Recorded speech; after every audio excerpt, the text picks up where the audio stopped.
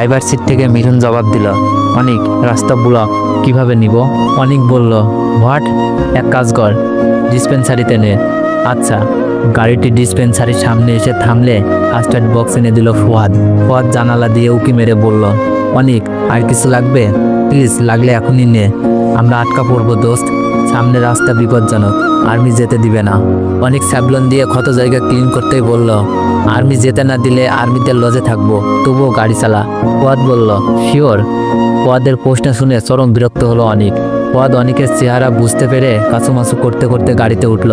সাইমার পাশ থেকে যাওয়ার প্রশ্ন করল, আল্লাহর দোহাই লাগে, প্লিজ বল, কই থেকে এই মাইয়ারে তুইলা আনছোস? কে এই মেয়ে?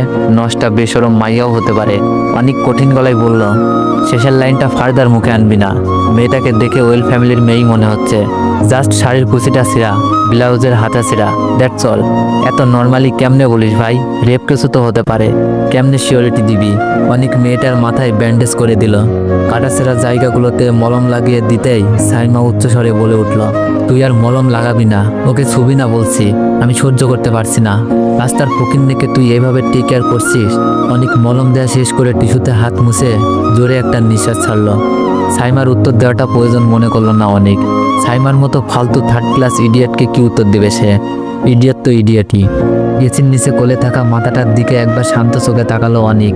হলদেটে ফর্সা গালের উপর 5টা আঙুলের গাঢ় ছাপ, বড় বড় চোখ জোড়া, নাকটা একটু চিকন তবে বোচা, ঠোঁটের বাম কোণা থেকে থুতনি পর্যন্ত রক্ত শুকিয়ে আছে তার। আচ্ছা, মেয়েটার নাম কি? কি কারণে রাস্তায় ওভাবে বেহুশ হয়ে পড়েছিল?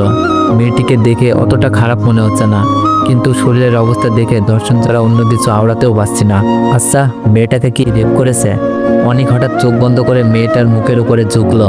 দূরত্ব খুব সামান্য, অনেকের নিঃশ্বাস মেয়েটার উপর পড়ছে। অনেক তার সিক্সেন দ্বারা কিছু অনুমান করতেই চটপট চোখ খুলে মাথা উঠিয়ে ফেলল। বাম হাত ধরে হার্টবিট চেক করছে এখন। সেন্স বলছে মেয়েটা ভয়ঙ্কর বিপদ থেকে বেঁচেছে। নার্ভ অস্বাভাবিক হারে উইক হয়ে আছে। হাতও কেমন ঠান্ডা হয়ে আসছে। ও শিট, ঠান্ডা হয়ে আসছে। অনেক দ্রুত মেয়েটিকে বুকে চেপে ধরল। নিজের গলার নিচে মেয়েটির মুখ গুজিয়ে অস্থির গলায় বলে উঠল, মিঠুন তুই তাড়াতাড়ি সামনের লজে নে, মেয়েটাকে আগে সুস্থ করতে হবে। চিৎকার দিয়ে বলল,